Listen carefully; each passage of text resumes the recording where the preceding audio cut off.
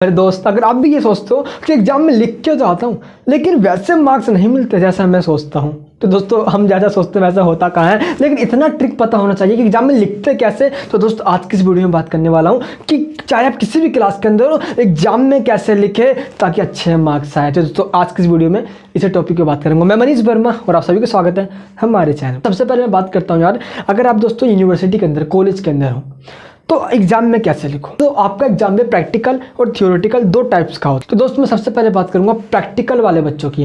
दोस्तों चाहे आपके पास मैथ्स हो, फिजिक्स हो, केमिस्ट्री हो, बायोलॉजी हो, ये सारे सब्जेक्ट थोड़े प्रैक्टिकल के अंदर आ जाते हैं, जहाँ पे टू द सॉल्यूशन आपको लिखना होता है। यहाँ पे दोस्तों क्या आपको थोड़ा फेयर एंड लवली और मेकअप वाला काम नहीं चलेगा, आपको सिंपल टू द सॉल्यूशन आपको सारा आंसर लिखना है। चाहे दोस्तों आप 10th क्लास में हो या 12th क्लास में हो, 6th क्लास में हो या 8th क्लास में हो, 11th क्लास में हो या फर्स्ट ईयर में हो, थर्ड ईयर में हो, सेकेंड ईयर में हो, यहाँ पे मैटर क्या है, टू द सॉल्यूशन। तो दोस्त अब थोड़ा हम बात करते हैं थ्योरेटिकल वाले बच्चों का। दोस्तों अगर आपके पास पॉलिटिकल है, हिस्ट्री है, सोशियोलॉजी है, होम साइंस है, ह्यूमन राइट्स होता है, एजुकेशन सब्जेक्ट होता है, दोस्तों ये कुछ ऐसे सब्जेक्टेड है ना यार, यहाँ पे क्या होता है थ्योरेटिकल में लिखना होता है। तो एग्जाम में कैसे लिखे दोस्तों, मान लो कि थ्योरेटिकल एग्जाम है, मैं अभी एग्जाम्पल लूंगा पॉलिटिकल साइंस, या आप ऑनर्स में हो या प्रोग्राम में हो, तो एग्जाम में लिखे कैसे। सबसे पहले आप कोई सा भी क्वेश्चन उठा लो, उस पर लिखने से पहले आप पहले ये सोचो कि आपको वो क्वेश्चन अच्छे तरीके से आता है। अच्छे तरीके से आता है तो दोस्त सबसे पहले उस क्वेश्चन का पहले आप एक परिचय लिखे। क्या लिखे? इंट्रोडक्शन लिखे। परिचय वर्ड को डालें। क्या लिखे? सबसे पहले परिचय लिखे और उस परिचय में उस टॉपिक के बारे में बता दें। उस टॉपिक के बारे में क्या बताएं? अब परिचय में क्या होता है, परिचय में ये थोड़ी कि इसका जन्म कब हुआ, ये कब हुआ, ये नहीं दोस्त। उस परिचय में ये बताए कि उसका मतलब क्या है और थोड़ी सी बेसिक बातें। आया समझ में? इंट्रोडक्शन में क्या बताएं? थोड़ी सी बेसिक बातें। दोस्तों ये मेरी बात लैंग्वेज एग्जाम पे लागू नहीं होती, चाहे हिंदी हो या इंग्लिश हो। ये बात सिर्फ दोस्तों जो सब्जेक्टेड में एग्जाम में होते हैं, पॉलिटिकल, हिस्ट्री, इन सब पे लागू होती है। सबसे पहले आपको इंट्रोडक्शन लिखना होता है। सबसे पहले इंट्रोडक्शन लिखना होता है कॉलेज में अगर बच्चे आप पढ़ते हो तो, और अगर आप 12th में या 10th में हो तो 5th मार्क्स और 6th मार्क्स में सबसे पहले इंट्रोडक्शन लिखें। इंट्रोडक्शन लिखने के बाद उसके बाद दोस्तों आप जो कंटेंट है उसको टू द पॉइंट में लिखे। किस में लिखे?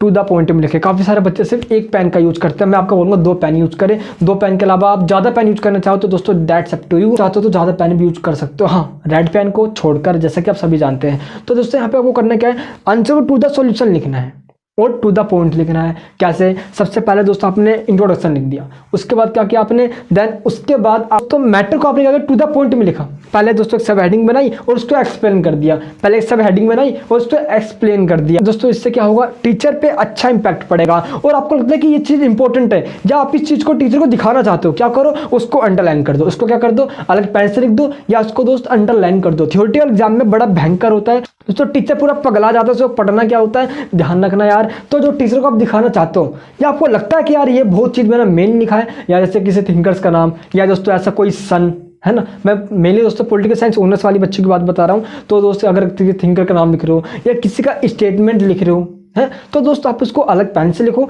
या उसको अंडरलाइन करो। तो इससे क्या होगा, टीचर पे एक अलग इंपैक्ट पड़ेगा और टीचर का नज़र सेम उसी पे जाएगा। और दोस्तों अगर टीचर ने अच्छे से पढ़ लिया तो उसको समझ में आ जाएगा, समझ में आ गया तो वो समझ जाएगा कि बच्चा बड़ा अच्छा है, बड़ा अच्छा लिखता है, बच्चा पढ़ कर आया, ले भाई नंबर, मस्त मार्क्स मिल जाएंगे। तो फिर गाना गाओगे, तू चीज़ बड़ा है मस्त मस्त, तू चीज़ बड़ा है मस्त। आए समझ में? तो दोस्तों करना क्या है, आपको अच्छे से लिखना है, फेयर एंड लवली नहीं लगाना ना दोस्तों, उस पर कोई भी पाउडर लगाना है। आपको करना क्या है, चीज़ों को कंटेंट वाइज और अच्छे से लिखना है। हाँ, एक कोशिश जरूर करें कि वहाँ पे थोड़ा दोस्तों करेक्शन ना हो, वहाँ पे थोड़ा कटपुट वाला चीज़ ना हो। बंदे करते एक चीज़ हुआ कट, एक चीज़ हुआ कट, ऐसी वाली व्यवस्था मत करना, बनल रायता फैल जाएगा। दोस्तों ये बात रही ऑनर्स वाले बच्चों की कि चीज़ों को लिखना कैसे। पहले परिचय यानी कि इंट्रोडक्शन, उसके बाद क्या करना है उसके बाद आपको करना है कि सब पॉइंट बनाओ और फिर उसको एक्सप्लेन करो। सब पॉइंट बनाओ यानी कि उस टॉपिक के बारे में, आप मेरे कहने का मतलब समझ रहे होंगे।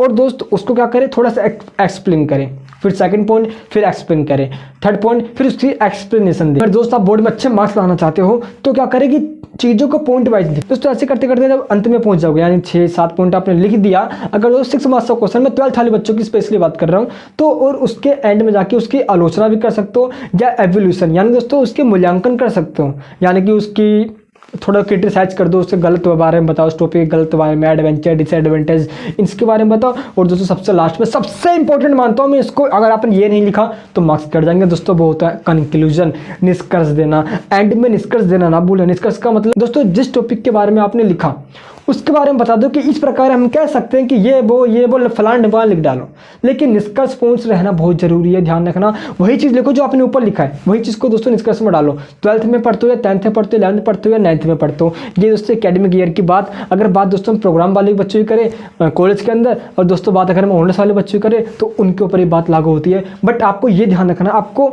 परिचय लिखना है, इंट्रोडक्शन तो लिखना है, लेकिन दोस्तों जो आपको आंसर देना है उसको दोस्त ज़्यादा पॉइंट्स में नहीं, आपको टू द पैराग्राफ में लिखना होता है। छोटे छोटे पैराग्राफ बनाए दोस्तों। मैं स्पेशली अगर ऑनर्स वाले बच्चों को बताऊं तो उन चीज़ों को अंडरलाइन करो जो बहुत ज़्यादा इंपॉर्टेंट लगता है आपको। लाइन अंडरलाइन करना मत भूलो यार, टीचर के नज़र में जाएगा इससे कि बंदा हमें दिखाना क्या चाह रहा है, वरना जो आप लिखते जा रहे हो पैराग्राफ पूरा खिचड़ी बन जाएगा और उससे आ जाएगा दिक्कत। क्या करना है आपको, अंडरलाइन करके टीचर को दिखाना है कि हम मैं इस प्रकार लिखता हूँ। और ज़्यादा ज़्यादा ब्लैक पेन और ब्लू पेन अच्छे से आप यूज करें दोस्तों। पेन का बहुत ज़्यादा मैटर मानता हूँ मैं। एक ही पेन यूज करें जो आप सदियों से करते आए, सदियों में यानी कि आप बहुत सालों से उसको करते आ रहे हो, या दोस्तों बहुत सालों से नहीं तो कुछ दिनों से जरूर करते हुए आ रहे हो। इससे क्या होगा, आपके हाथ में मेरे दोस्त वो पेन पूरे अच्छे तरीके से बैठ जाएगा और जब तक लिखते रहोगे आप और जब तक नहीं थकोगे तब तक दोस्तों आप चाह नहीं लोगे। तो ध्यान रखना यार, एग्जाम में लिखने का इससे अच्छा मैटर कोई भी नहीं है। Introduction, to the point, end में कंक्लूजन। आलोचना करना मत भूलना, अगर दोस्त उसका आलोचना होता है तो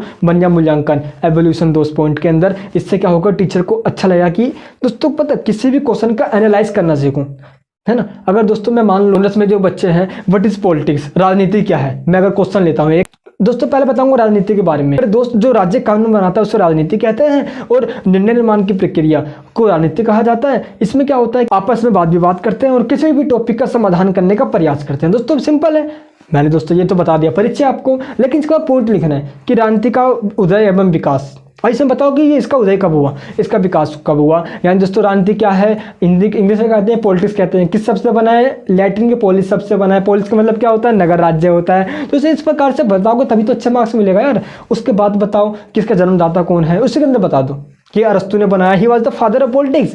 दोस्तों इसका बुक कौन सा था, पॉलिटिक्स था। तो थोड़ा बुक्स के बारे में बताओ, और उसके बारे में दोस्तों बुक्स के बारे में बताते हो किसी थिंकर्स के, और उस थिंकर्स के बारे में, और उसने कहा क्या है, उसका स्टेटमेंट अगर आप बताते हो तो दोस्तों लिख के ले लो। आज भी टॉप पे खड़े के लिए कोई नहीं, साथ में अच्छे मार्क्स मिलने की गारंटी मैं लेता हूँ। दोस्त ध्यान रखना, अच्छे मार्क्स आपको भी तभी मिलेंगे। तो यहाँ पे इसको लिखने के बाद उसके बारे में टू द पैराग्राफ आप बनाओ। छोटे छोटे दोस्तों लगभग 10-12 लाइन का छोटे छोटे पैराग्राफ बना दो, और उसमें जो आपको इंपॉर्टेंट लगता हो उस इंपॉर्टेंट लाइन को अंडरलाइन करो, या आप उसको एक अलग पेन से लिख डालो, ताकि टीचर का नज़र साफ उस पर जाए। और टीचर का जब उस पर जाएगा तो वो समझ जाएगा कि बच्चे को नॉलेज अच्छी खासी है टॉपिक के बारे में। ध्यान रखना। और एंड में दोस्तों राजनीति के बारे में आप थोड़ी इसको क्रिटिसाइज कर दो, या तो उसका मूल्यांकन कर दो कि राजनीति क्या है। आज राजनीति को हाथ का खिलौना बन चुका है, और आज क्या करते हैं, राजनीति के अंदर लोग अपने स्वार्थ के लिए सोचते हैं। तो दोस्तों आज राजनीति में आवश्यक सुधार की जरूरत है। देन लास्ट में निष्कर्ष दो। इस प्रकार से हम कह सकते हैं कि राजनीति हमारे देश के लिए बहुत ज़्यादा जरूरी है। राजनीति में हर नागरिकों को अपना सहयोग देना चाहिए। अगर बच्चे या हम आप जैसे स्टूडेंट राजनीति से दूर भागेंगे तो राजनीति में अच्छा नेता कहां से आ पाएगा। तो दोस्तों मैंने एक छोटा सा टॉपिक लिया है राजनीति, आपको कोई सा भी क्वेश्चन हो सकता है, बट दोस्तों आई होप कि आपको इस प्रकार से ये समझ में आ चुका होगा। तो दोस्तों आपको पहले क्या करना है, इंट्रोडक्शन देना है। उसके बाद क्या करना है, टू द पैराग्राफ। अगर दोस्तों आप कॉलेज के अंदर पढ़ते हो, अगर आप स्कूल में पढ़ते हो 12th क्लास में या 10th क्लास में, तो दोस्तों आपको टू द पॉइंट, फिर लास्ट में क्रिटिसाइज करो, उसकी आलोचना करो। दोस्तों ये आलोचना वाला पॉइंट सबके लिए है, लागू होता है। एंड लास्ट में निष्कर्ष वाला पॉइंट भी सबके लिए, यानी कि सब बच्चे इसको जरूर लिखे, अच्छे मार्क्स आएंगे, गारंटी में लेता हूँ। तो दोस्तों ध्यान रखना, लिखने का मैटर बहुत ज़्यादा साफ होना चाहिए। अच्छे से लिखो, कम लिखो बट मस्त लिखो। बच्चे पूछते हैं कि सर एग्जाम में कितने पेज भर दूं सर, 8-8 पेज 10-10 पेज भर दूं। अरे मैं तो इतने सारे पेज भर के आ गया, आज तो मजा आने वाला है। घर जाते हैं यहाँ पर आपको चैंपियन समझते हैं, बहुत सारे पेज भर के आऊँ, लेकिन जो पेज भर के आया उसके अंदर क्या लिखा है ये कौन जानेगा भाई। टीचर पेज के नंबर और हाथ से नाप कर नहीं दे, आपको नंबर देगा वो टीचर, नंबर देगा कंटेंट के। कंटेंट में दम है तो मार्क्स मिलेगा, वरना करवा लो ऐसी की तैसी। ध्यान रखना, टीचर दोस्तों कभी पेज भरने के मार्क्स नहीं देते। टीचर्स को पर पेज पे पैसा जरूर मिलता है, लेकिन पेज भरने के उसको दोस्तों वो कभी ऐसा नहीं करेगा कि आपको पेज भर रहे हो आप वो फटाफट आपको मार्क्स देंगे टीचर्स। दोस्तों वो पेज भरने का आपको मार्क्स कभी भी नहीं देंगे, ध्यान रखना। तो उतना ही लिखो जितना रिक्वायरमेंट है तो उतना ही लिखो जितना इनफ है। 20 मार्क्स का जब क्वेश्चन होता है उसके लिए दोस्तों 4 पेज मस्ट है।